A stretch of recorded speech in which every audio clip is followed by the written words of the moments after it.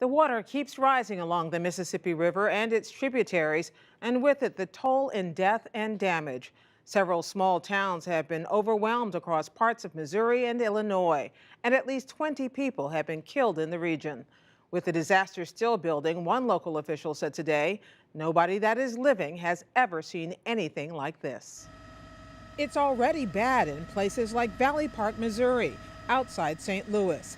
Dozens of homes and businesses are underwater, and the Merrimack River isn't due to crest until tomorrow at a record 43 feet. The floodwaters have also closed a stretch of Interstate 44, and hundreds of other roads and highways in the region are now submerged.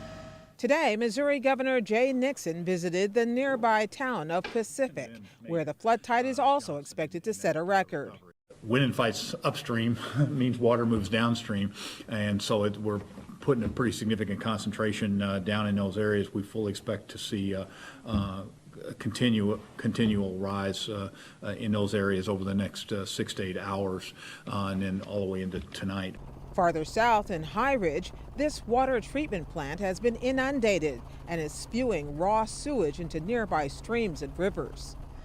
It could get even worse if levees give way. The Army Corps of Engineers is watching 19 of the earthen barriers along the swollen Mississippi River and its tributaries. Meanwhile, sandbagging operations are in full force in St. Louis as volunteers race against time.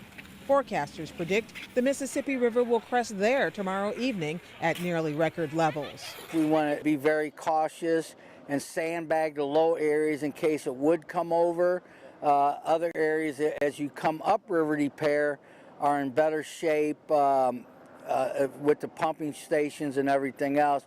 The rising Mississippi has already spilled over its banks near the city's iconic Gateway Arch.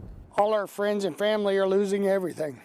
Across the region, in places like Uniontown, south of St. Louis, people insist they will piece their lives back together once the water recedes. It's a very close, if you say, family around here. So once it gets down, everybody will come out, friends, family, everything. Will help everybody get it cleaned up and see if we can rebuild and get their lives going back again.